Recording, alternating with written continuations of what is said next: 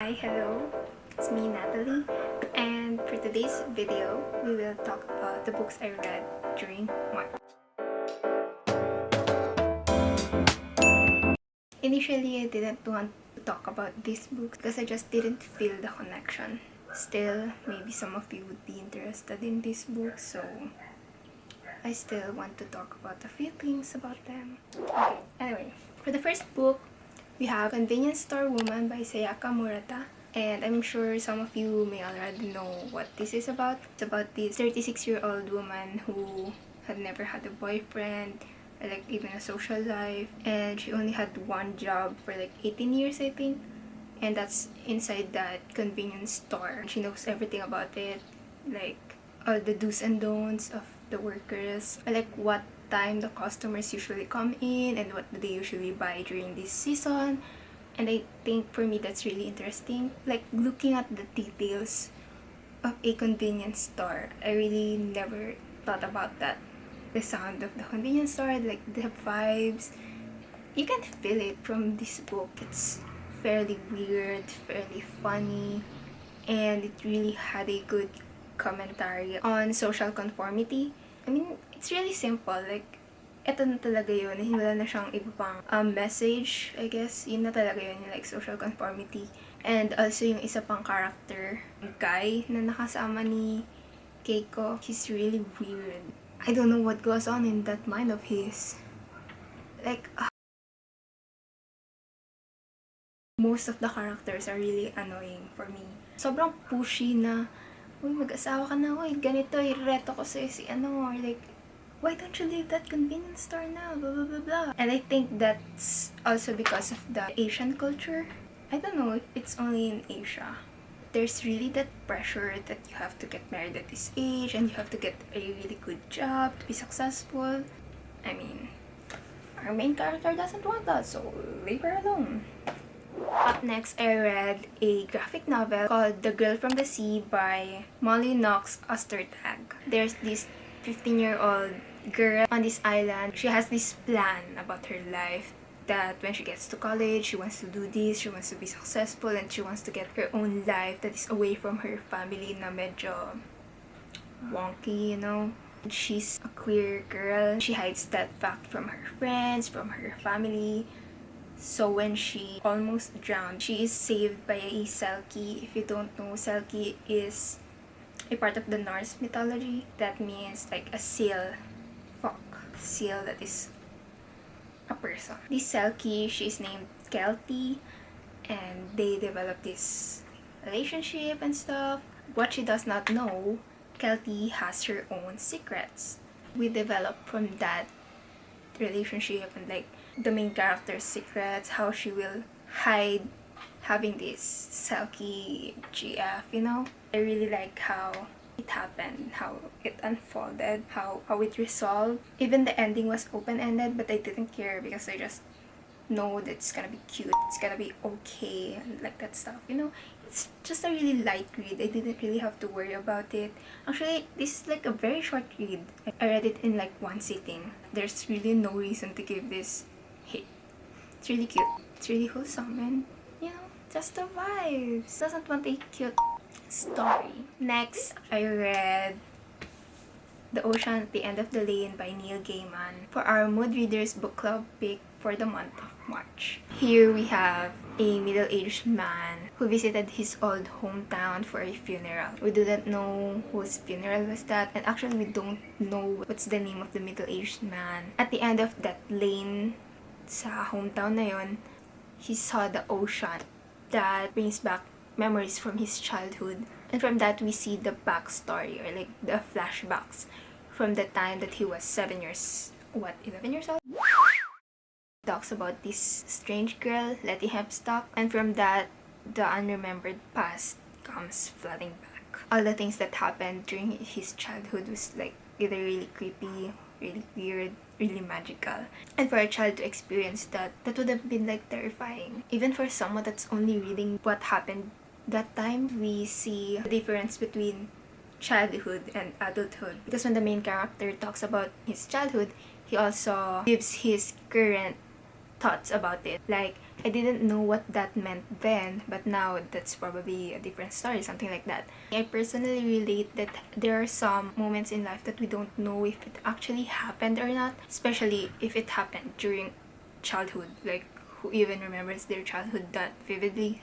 I don't know. The last thing I want to talk about this book is that the author was able to provide like deep messages within that childhood experience. And for some, that would have been really cool. But for me, I don't know. I don't have enough brain cells to like decode the metaphors.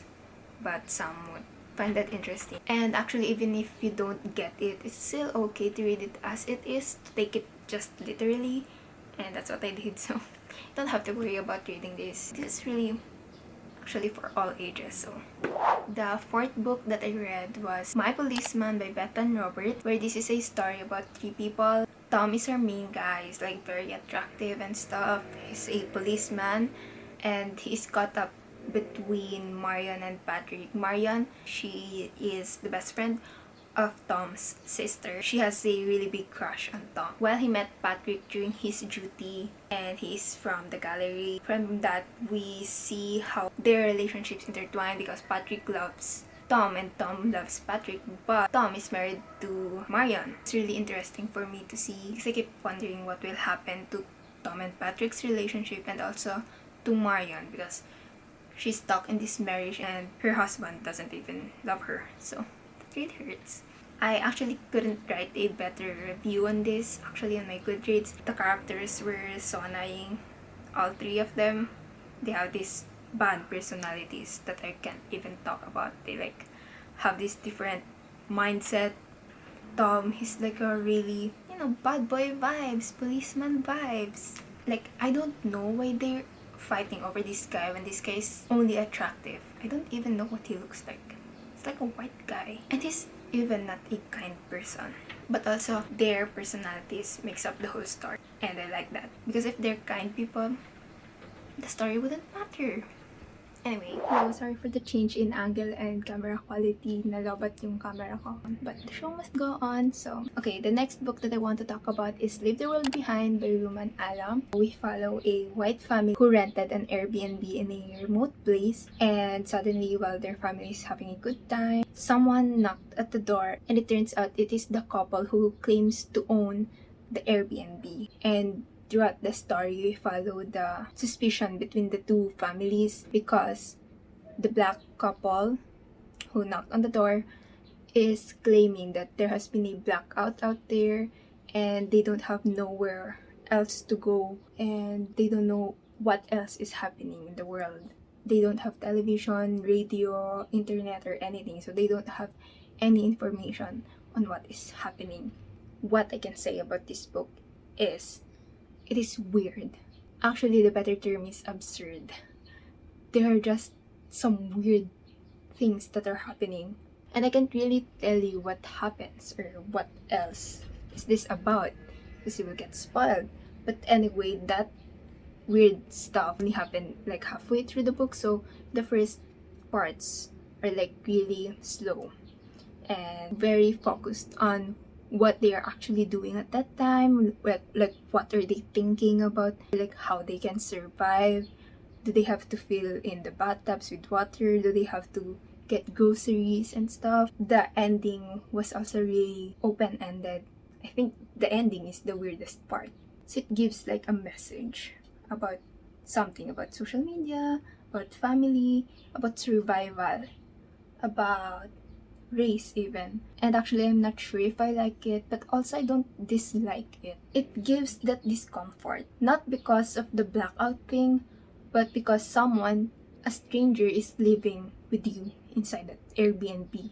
Alam niyo, meron kasing weird na feeling na pag may kasama ka na hindi mo kilala. And then, as a family na nagve-vacation, sobrang weird no na may ka-share ka sa space kasi kaya ka nga nasa remote area para mag-enjoy with your family. And then you have to share this space and it gives that, very careful ka sa mga kilos mo kasi may ibang tao na nandyan. I think the only thing I didn't like is the writing style. Other than that, I think it's fine. There are just details that I didn't want to read about. There's like a whole paragraph about the grocery list. I skipped all through this. Until now, I don't know why he included that part. Maybe I'm dumb. I don't know. We are now down to our last two books. Next, I read Dito sa Purple House by Purple Crystal S. Romero. This is a Filipino authored book and it is written in Taglish. Here we follow an interracial lesbian love story.